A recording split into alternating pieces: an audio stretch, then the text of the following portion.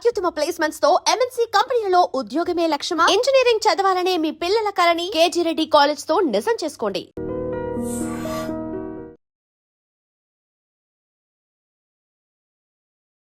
నమస్తే, welcome to I dream. నా పేరు వలి. ప్రస్తుతం నాతో పాటు స్టూడియోలో ఉన్నారు ఫ్యామిలీ కౌన్సిలర్ అలాగే పబ్లిక్ స్పీకర్ రజనీ రమ గారు. మేడంతో మాట్లాడతాం. నమస్తే మేడం. నమస్తే అండి మేడం, జగిత్యాల జిల్లా కోరుట్ల మండలం మాదాపూర్లో చాలా దారుణమైనటువంటి ఘటన. యూట్యూబర్ వైష్ణవి, ఆ పెళ్ళి కూడా 8 నెలలే అవుతుంది. 5 నెలల గర్భంతో కూడా ఉంది. చాలా దారుణంగా భర్త హరిబాబు కత్తితో పొడిచి చంపేశాడు. మనకు అక్కడి నుంచి వస్తున్నటువంటి ఇన్ఫర్మేషన్ అదనపు కట్నం కోసమే ఇంత దుర్మార్గంగా ప్రవర్తించాడని చెప్పి సమాచారం వస్తుంది. ఇది విన్నప్పుడు ఎలా అనిపించింది మీకు? చాలా దారుణం అండి. ఒకటే రోజు ఎన్నో జరుగుతూ ఉన్నాయి ఆత్మహత్యలు, హత్యలు. ఇప్పుడు ఇది కేసు తీసుకుంటే వైష్ణవి అనే అమ్మాయి చిన్న అమ్మాయి ఏజ్లో, ఇప్పుడు 8 months 10 months అయింది మ్యారేజ్ అయ్యని చెప్తున్నారు. అంటే పెళ్ళి డేట్కి ఆమె 17 కంప్లీట్ అంతే. ఇప్పుడు మొన్న అక్టోబర్కి ఆమెకు 18 కంప్లీట్ అయినాయంట. అంటే అప్పటికి జస్ట్ 16 అయ్యి 17 రన్ అవుతుంది ఆవిడకి. అంటే అది ఒక రకంగా నిన్న కూడా నేను ఒక వీడియోలో చెప్పినట్టున్నా, బాల్య వివాహం కిందకే వస్తుంది ఇది. అంటే ఇది ఒక పక్కన లవ్ మ్యారేజ్ అంటున్నారు. లవ్ మ్యారేజ్ కాదని ఆ అమ్మాయే కొన్ని రీల్స్లో చెప్పడం జరిగింది. అందరూ వినే ఉంటారు, మనం చూస్తూనే ఉన్నాం. ఆమెకు వైరల్ అవుతున్నాయి కొన్ని వీడియోస్ ఆమెవి. దాంట్లో ఏం చెప్తుంది, మాది లవ్ మ్యారేజ్ కాదు అంటే. ఇప్పుడు పాత రీల్స్ కూడా కొంచెం తవ్వి తీస్తే మనకి ఇంకా చాలా తెలుస్తాయి. ఎందుకంటే ఆమె అన్ని పర్సనల్స్ పెట్టేసింది అందులో. డే 1 నుంచి కూడా తీసుకుంటే ఆమె పర్సనల్ విషయాలను ఎక్కువగా తీసుకుంది. ఎందుకనంటే రీల్స్లో ఏం చేయాలో సరైన అవగాహన లేకపోవడం దీనికి కారణం. ఫస్ట్ జరుగుతున్నాయి కదా, జరిగినవన్నీ పెట్టేద్దాం. ఇది ఒక పిచ్చిగా తయారైంది వలి గారు జనానికి. ఏది కనిపిస్తే దాన్ని పెట్టేయడం. అదే పచ్చిమిరపకాయ కట్ చేస్తే పచ్చిమిరపకాయ ఇలా కట్ చేయాలని పెట్టడం, అది ఎంత హాస్యాస్పదం అయిపోయింది అనమాట. మొన్న ఏదో హాస్పిటల్కి వెళ్ళి స్కానింగ్ తీసుకుంటే ఇప్పుడు స్కానింగ్ తీసుకొని వచ్చాం అది కూడా చెప్తుంది కదా. తను ప్రెగ్నెన్సీ టెస్ట్ చేసుకున్నది చూపించడము, ఇవన్నీ పర్సనల్స్ పెట్టకూడదని తెలీదా? లేకపోతే ఆ భర్త ఒక 24 years ఉన్నాయి, అతనైనా చెప్పడా? అతను కూడా కోఆపరేట్ చేశాడు. ఈ అమ్మాయి చేసే రీల్స్ అన్నిటికీ ఇద్దరు కలిసి చేసినవి కూడా చాలా ఉన్నాయి. ఇప్పుడు వీళ్ళిద్దరు కలిసి చేస్తున్నారని, బిఫోర్ దట్ కూడా ఆమె రీల్స్ చేస్తుందని వీళ్ళ పేరెంట్స్కి తెలుసు కదా. అరే నువ్వు చిన్నపిల్లవి అంటే స్టడీస్లో ఉందా లేదా నాకు తెలియదు. అప్పుడు చదువుతుందా, చదువు ఆపేసి రీల్స్ చేస్తుందా అనేది నాకు తెలియదు. ఏదైనా కానీ నువ్వు చదువుకుంటుంటే కనుక నువ్వు చదువుకోనికి రీల్స్ ఎందుకు అనాలి. లేదు చదువు లేదు నేను ఇందులోకే వెళ్తున్నాను అని అన్నీ చేస్తుంది అనుకోండి రీల్స్.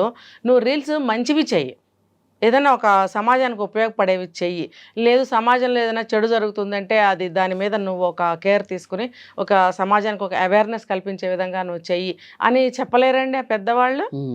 మేబీ ఈ అమ్మాయి ఇలా రీల్స్ తీస్తుంది కాబట్టి ఏ దారికి వెళ్తుందో తెలియదు, త్వరగా పెళ్లి చేసేద్దామని చెప్పి పెళ్లి చేశారా? ఇప్పుడు అరేంజ్డ్ మ్యారేజ్ అనేది తెలుస్తుంది మనకి, లవ్ అనేది లేనే లేదు. ఒకవేళ ఒక కోణంలో నుంచి ఆలోచిస్తే ఆ అబ్బాయి ఏమన్నా తెలిసిన ఫ్యామిలీస్ ఏమైనా ఇష్టపడ్డాడేమో అనుకోవటానికి ఆస్కారం ఉందే కానీ లవ్ అనడానికి ఇక్కడ ఎట్టి పరిస్థితిలో. అతను ప్రేమించి పెళ్లి చేసుకున్నాడు. అతని వర్షన్ ఏంటంటే వాళ్ళ ఫ్యామిలీ నుంచి ప్రేమించి పెళ్లి చేసుకుందాం అనుకున్నాడు. వీళ్ళ అబ్బాయి వాళ్ళ తల్లిదండ్రులు ఒప్పుకోలేదంట. అసలు కులాంతర వివాహం, వాళ్ళ కులం వేరు మన కులం వేరు, వద్దు అని చెప్పేసి అన్నా కానీ ఒకసారి పురుగుల మందు కూడా తగ్గంట. నాకు ఆ అమ్మాయే కావాలి అని చెప్పి ఆత్మహత్యయత్నం చేసి తర్వాత మళ్ళీ బతికిన తర్వాత వేరు కాపురం పెట్టాడు తల్లిదండ్రులు ఎదురించి. అంటే ఇది ఈ అమ్మాయికి ఏం చెప్పాలి, ఈ అమ్మాయి లవ్లో పడి ఉండకపోవచ్చు. అతని వైపు నుంచి ఇప్పుడు చూడండి, ఒక అమ్మాయిని చూసి ఇష్టపడి నేను అమ్మాయిని చేసుకుంటాను అని ఇంట్లో చెప్పడము, వాళ్ళు వద్దనడము, ఈ అబ్బాయి మందు తాగడము లాంటివి జరిగి ఉండొచ్చు. అఫ్కోర్స్ కొద్దిగా వీళ్ళకి తెలిసి ఉండొచ్చు. కానీ ఈ అమ్మాయి ప్రేమించానని ఎక్కడ చెప్పడం లేదు. ఎందుకంటే అప్పటికి ఈ అమ్మాయికి 16 వయసు. ఇదంతా 2-3 ఏళ్ల నుంచి నడుస్తుందని ఇటు పక్క నుంచి చెప్తున్నారు మనకి. కానీ ఈ అమ్మాయి వైపు నుంచి ఏం చెప్తుందంటే, ఇంట్లో కూడా చెప్పింది, నాకు ఒక 2 సంవత్సరాలు ఆగండి, నాకు ఇంకా మ్యారేజ్ ఏజ్ రాలేదు, నాకు అంత ఇంట్రెస్ట్ కూడా లేదు అని కూడా నేను చెప్పాను. వీళ్ళే చేశారు నాకు, ఇది అరేంజ్డ్ మ్యారేజ్ అని క్లియర్గా చెప్పింది. చెప్పినప్పుడు ఈ అమ్మాయి వైపు నుంచి లవ్ లేదు అనే తెలుస్తుంది. అతను లవ్ చేసి ఉండొచ్చు కాక, మరి లవ్ చేసి పెళ్లి చేసుకున్నప్పుడు వాళ్ళ ఇంట్లో వాళ్ళు అబ్జెక్షన్ పెట్టినప్పుడు వచ్చేసి వీళ్ళ దగ్గరే కాపురం పెట్టుకున్నప్పుడు, అంటే వీళ్ళు కూడా ఏమని అంటున్నారంటే, ఎవరికైనా ఇచ్చి చేసేదే కదా, మేము అభ్యంతరం పెట్టలేదు, మ్యారేజ్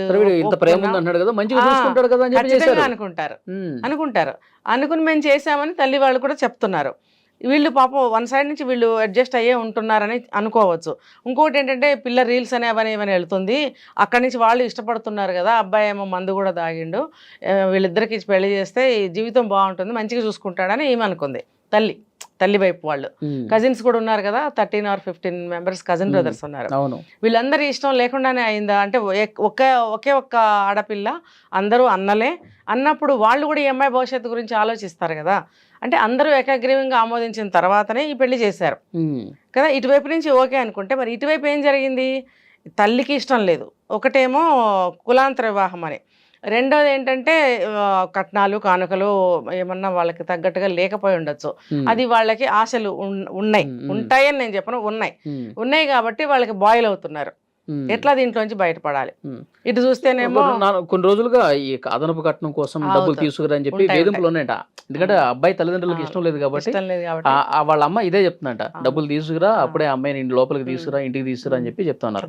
ఇక్కడ ఈ రోజు అంత్యక్రియలు జరిగేటప్పుడు కూడా ఆ అమ్మాయి వాళ్ళ తల్లి మీడియాతో చాలా బాధతో మాట్లాడుతూ, నేను ఆ అబ్బాయికి చేంజ్ చేయించాను, తులం బంగారంతో చేంజ్ చేయించాను, తర్వాత ఒక బైక్ కూడా కొనిపించాను, మీరు ఆ కట్నం అడుగుతున్నారు కదా, సరే 5 లక్షల రూపాయలు అరేంజ్ చేస్తాను నేను, ఆ తర్వాత ఇంకేదైనా ఇవ్వాలంటే కూడా ఇస్తాను అని చెప్పినప్పటికీ చాలా దుర్మార్గంగా చంపేశాడు వీడు. ఏం లేదండి, ఇక్కడ నాకు అనిపించింది 2 కారణాలు. ఒకటేమో రీల్స్, ఫ్యామిలీ మ్యాటర్స్, భార్యాభర్తలు పెట్టద్దు అని రోజు గొడవ అవుతుందంట. అటువైపు నుంచి ఏమో డౌరీ హెరాస్మెంట్ అత్తగారి వైపు నుంచి జరుగుతుంటే కొడుక్కి ఎక్కించి పెడుతున్నారు లాస్ట్ 3 months నుంచి అన్నప్పుడు, ఆ యాంగిల్లో కూడా గొడవలు అవుతున్నప్పుడు ఈ వైష్ణవి అనే అమ్మాయికి కోపం బాగా పెరగడానికి కారణమైంది. మూడో కారణం ఏంటంటే ఈ అబ్బాయికి ఇంకొక వివాహేతర సంబంధం కూడా ఉంది, అక్రమ సంబంధం, అది వదిలిపెట్టేసేయని ఈ అమ్మాయి అంటున్నట్టు. ఒక రకంగా చూస్తే ఇంత చిన్న ఏజ్లో ఈ అమ్మాయికి ఇవన్నీ కష్టాలే. అందుకని ఒక యాంగిల్లో ఈ ఏజ్లో పెళ్ళెందుకు అని కూడా అంటూ ఉంటారు. పాపం ఈ అమ్మాయి కూడా అబ్జెక్ట్ చేసేసారు. ఒకసారి ప్రెగ్నెన్సీ వస్తే 1.5 monthకి అబార్షన్ చేయించాడు. మళ్ళీ సెకండ్ టైం ప్రెగ్నెన్సీ ఇప్పుడు 5th month రన్నింగు. అంటే మొత్తం పెళ్ళయి 9-10 నెలలు కాలేదు, ఇన్ని కళలు నడిచిపోయాయి వీళ్ళ మధ్యన. ఇంకా ఇవన్నీ నాకు ఏమనిపిస్తుంది అంటే తల్లిదండ్రుల అటు తల్లి వైపు నుంచి గొడవలు అవుతున్నాయి కాబట్టి ప్రెగ్నెన్సీ తీయించాడు, తర్వాత డౌరీ అరేంజ్మెంట్ హింస కొంచెం పెడుతున్నాడు, తర్వాత అక్రమ సంబంధం ఒకటి ఉంది, ఇంకోటి రీల్స్ వద్దంటే పెడుతుంది, వీళ్ళ పర్సనల్వి. ఇవన్నీ కక్షకి దారి తీసినాయని నాకు అనిపిస్తుంది. ఏది ఏమైనా సరే చంపడం అనేది అతి దారుణమైనటువంటి నేరం. తల్లిదండ్రులు ఈ అబ్బాయిని ప్రోత్సహించడం అనేది వాళ్ళు కూడా సమానమైనటువంటి శిక్షార్హులే. ఇంకా అన్నలు ఎవరో 2 ఉన్నారంటున్నారు, వీళ్ళందరూ కలిసి తమ్ముడికి ఎక్కించి పెట్టారు. ఏమో వాళ్ళు మాత్రం పెళ్లిళ్ళు చేసుకుని కాపురాలు చేయట్లేదా? ఈ చిన్నమ్మాయి ఈ అమ్మాయి ఏం చేసింది తెలుసో తెలియక రీల్స్ చేస్తుంది, బెదిరించో తీటో లేకపోతే అదిలించో ఆమెకు కంట్రోల్ చేయాలి. చెప్తే ఆ మానుతుంది కదా. కానీ ఒక రీల్ అయితే మనకు చూపించింది, హోలీ రోజున కూడా అబ్బాయికి తెలియకుండా కోడిగుడ్డు తల మీద కొట్టి స్నానం చేయించే ముందు చేస్తే ఏంటిది అని కొంచెం ముందు అన్నాడు, తర్వాత నవ్వాడు. అతను కూడా కొన్ని కోఆపరేట్ చేస్తున్నాడని అనిపించింది. కానీ ఈ చంపే వరకు కక్ష ఎందుకు పెరిగిందంటే డౌరీ అరేంజ్మెంట్ విషయంలో వాళ్ళు ఎక్కువ బాగా ఎక్కించడం, అది కూడా అత్తగారింట్లో ఉంటున్నాడు కదా వెళ్ళి, అది నచ్చదు. ఇవన్నీ వ్యతిరేకమైన విషయాలే వాళ్ళకి. అంటే నువ్వు డబ్బులు తీసురా, నువ్వు లేకపోతే ఆమెను వదిలేసుకుంటారా, నీకు 20 లక్షలు ఇచ్చేవాళ్ళు ఉన్నారా? ఏం డబ్బు ఎందుకు అంత చెప్పండి, వాళ్ళని ఏం చేయాలి మీరు చెప్పండి. ఫస్ట్ ఈ అబ్బాయి కాదు, వాళ్ళకి ఎక్కువగా పనిష్మెంట్ చేయాలి. అసలు శిక్షార్హులు అంటే కఠినంగా శిక్ష ఎవరికైనా వెయ్యాలి అని అంటే వాళ్ళకి వెయ్యాలి. తండ్రి పాత్ర మనకి ఇంతవరకు రాలేదు, తెలియలేదు. అన్నలు, తల్లి, వాళ్ళకి పడాలి కఠినమైన శిక్ష. ఇప్పుడు వాళ్ళ భార్యలు కూడా ఈ అమ్మాయి లాంటి వాళ్ళే కదా, అంతేగా, వాళ్ళ తమ్ముడు కూడా వాళ్ళ లాంటి వాడే కదా. ఎందుకు అబ్బాయిని కష్టాల్లో ప్రాబ్లమ్స్ లో ఇరికించడం కదా. అన్నలు తీసుకుందాము, తమ్ముడు కూడా వాళ్ళ లాంటి అబ్బాయే కదా, ఆ అబ్బాయిని ఎందుకు ఈ సమస్యల్లో ఇరికించడము? తమ్ముడు ఇరుక్కుంటాడు, అనవసరం కేసులు అవుతాయి, జైళ్ళు అవన్నీ పడతాయి, తర్వాత వాడి జీవితం నాశనం అవుతుంది అని అన్నలకి లేదా బుద్ధి? వాళ్ళు బాగుండాలి. ఈ అమ్మాయి మీద కక్ష సాధింపు చర్యలు, అది చిన్నపిల్ల, ఎందుకు ఇలా ఎక్కించడం? వాళ్ళకి కఠినమైన శిక్ష పడాల్సిందే. ఇంకొకటి ఏంటంటే ఇది ఖచ్చితంగా బాల్య వివాహమేనండి. బాల్య వివాహాలు చేయకూడదు అని 18 years వరకు మనకి చట్టం ఉన్నప్పుడు వీళ్ళు ఈ రకంగా అమ్మాయిని ఒప్పించి పెళ్లి చేయటం అనేది తప్పు. అంటే తెలియకుండా ఇలాంటి పెళ్ళిళ్ళు ఎన్నో జరిగిపోతున్నాయి. ఒక పక్కనే తప్పులు ఉన్నాయని అనడానికి లేదు.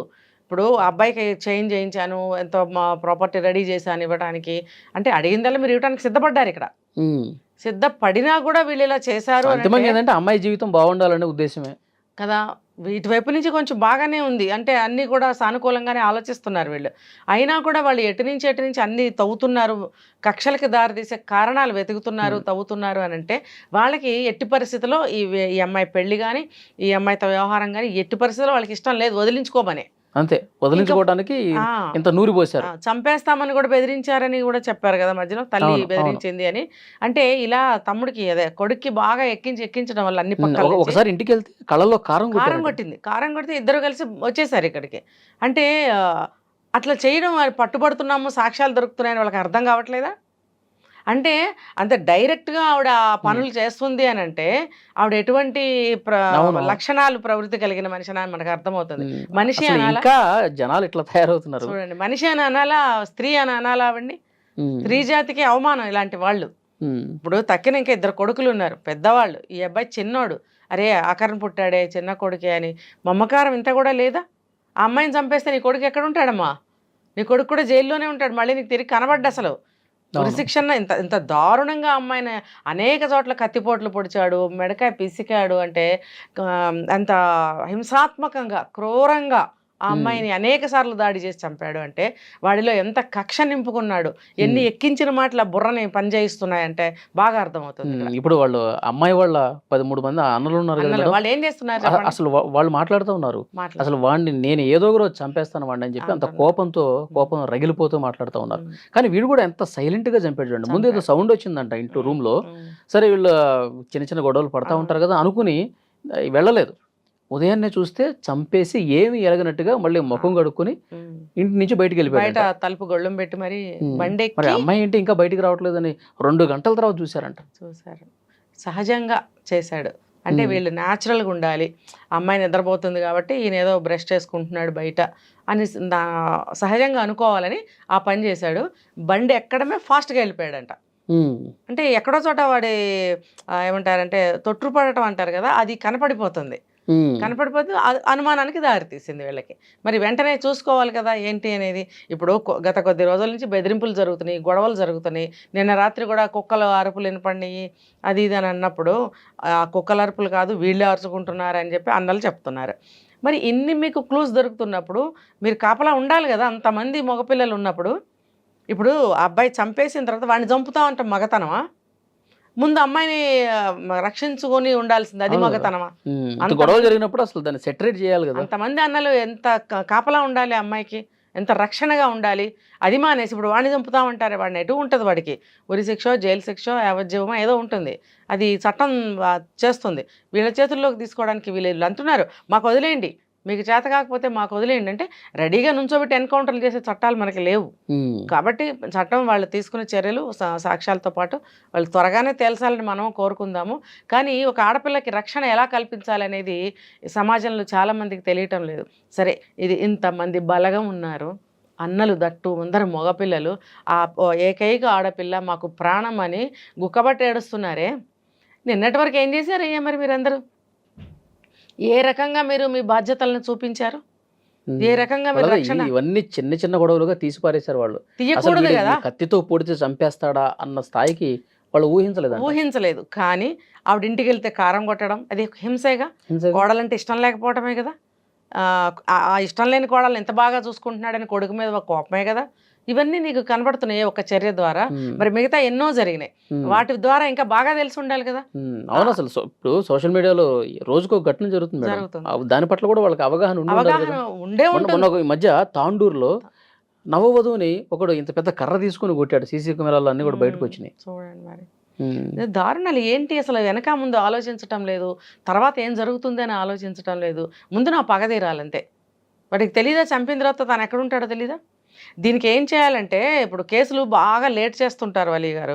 ఇప్పుడు ఎఫ్ఐఆర్ ఫైల్ చేయడానికే రోజులు చేసేవాళ్ళు ఉన్నారు. ఇమ్మీడియట్గా కేసు తీసుకుని అక్కడ పడేస్తున్నారు. ఏంటంటే వాళ్ళ రీజనింగ్స్ వాళ్ళకుంటాయి. ఎన్నో పెండింగ్ కేసులు ఉన్నాయి, ఎప్పటికి తేలేను, రోజు ఇలాంటి హత్యలు ఎన్నో జరుగుతున్నాయి, మేము మాత్రం ఏం చేయగలం, మా డ్యూటీ మేము చేస్తాం అనే నిర్లక్ష్య భావం కూడా ఉంటుంది. కానీ ఇలాంటి సీరియస్ కేసులు వాళ్ళు ఇమ్మీడియట్గా ఎఫ్ఐఆర్ ఫైల్ చేయాలి, ఛార్జ్ షీట్ కూడా ఫైల్ చేయాలి. దాన్ని వెంటనే వాళ్ళని కోర్టులో సబ్మిట్ చేయాల్సిన అవసరం కూడా ఉంటుంది. 2 రోజులు కూడా లేట్ చేయాల్సిన అవసరం లేదు ఇక్కడ. ఎందుకంటే వాడు దొరకలేదు, దొరికితే మాత్రం ఇమీడియట్గా చేయాల్సిన పని. వాడు ఎక్కడికి పారిపోతాడు? 2 రోజులు అవుతుంది అప్పుడే. వాడిని పట్టుకోవాలి. ముఖ్యంగా వాళ్ళ తల్లిదండ్రులను పట్టుకొని ఫస్ట్ వేయాలి, వాళ్ళ అన్నల్ని కూడా, Yeah. కుటుంబ సభ్యులందరినీ కూడా ముందు ముయ్యాలి. వాళ్ళ మీద కూడా ఇవన్నీ కేసు ఫైల్ చేయాలి, ఎఫ్ఐఆర్ ఛార్జ్షీట్ కూడా వాళ్ళ మీద కూడా వేయాలి. ఇమ్మీడియట్గా యాక్షన్ తీసుకోవాలి. ఇమ్మీడియట్గా యాక్షన్ తీసుకుంటే కేసులు పెండింగ్ ఎందుకు ఉంటాయి వలి గారు? ఇలా ఇలాంటి సీరియస్నెస్ కేసుల్ని క్లియర్ చేయాలి ఫస్ట్. ఏళ్ళేళ్ళు తిరగటం అంటే కోర్టుల చుట్టూ హీరింగ్స్ అని, తర్వాత వాయిదాలని, ఇలా అవసరమా? ఇమ్మీడియట్గా నిర్ణయం తీసుకోగలగాలి కోర్టులు కూడా. యా, లేకపోతే ఇవి దారుణాలు జరుగుతూనే ఉంటాయి. లేట్ అయిన కొద్దీ నీరు గారిపోతూ ఉంటుంది, బెయిల్ తీసుకుంటారు. ఏంటి తర్వాత బెయిల్ తీసుకుని మళ్ళీ యథావిధిగా వాడి జీవితం వాడే, అదే కదా. ఈ కుటుంబం మాత్రం రోజు మరి వీళ్ళ పరిస్థితి ఏంటి? ఒకే ఒక ఏకైక ఆడపిల్ల అన్నప్పుడు వలి గారు ఎలా పెంచుకోవాలి? చిన్నతనంలోనే పెళ్లి చేసేయటం కాదు, అజ్ఞాన దశలో ఉన్నప్పుడు పెళ్లి చేసేయటం కాదు. నువ్వు అజ్ఞాన దశలో అంటే టీనేజ్లోనే పెళ్లి చేసేయాలని నువ్వు అనుకున్నప్పుడు ఆ అమ్మాయికి ఎటువంటి పెంపకం మీరు పెంచుండాలి? ప్రపంచం పట్ల అవగాహన, లోకజ్ఞానం, ఒక క్రమశిక్షణ, ఒక తెలివి అన్నీ నేర్పాలి కదా ఒక ఆడపిల్లకి అంతమంది ఉన్నప్పుడు. అవును, అవును. అతిగారాభం చేసి ఏం చేస్తే అది ఊరుకున్నారా మీరు? ఇప్పుడు ఏదైతే అది ఇవ్వడానికి కూడా సిద్ధపడ్డారు. ఇదే మీరు చేయవలసింది? అదే అమ్మాయి మీద మీకున్న ప్రేమ, ఆ అమ్మాయి మీ ప్రేమ ఆ అమ్మాయి జీవితాన్ని బలి అంతే, తీసుకుంటారు. పెద్దల తప్పిదాలు కూడా ఉన్నాయి. వాళ్ళందరి ప్రేమ మాకు ఒకటే ఒక పిల్ల అన్నటువంటి అపరూపమైనటువంటి ప్రేమ ఇప్పుడు ఆ అమ్మాయి జీవితాన్ని బలి తీసుకుంది. అంతే. చూద్దాం మేడం, పోలీసులు విచారణ అయితే చేస్తున్నారు, అన్ని కోణాల్లో దర్యాప్తు చేస్తున్నారు, నిందితుడిని కూడా త్వరగా పట్టుకుంటామని చెప్తున్నారు. చూద్దాం నెక్స్ట్ ఏం జరగబోతుందో. Thank you.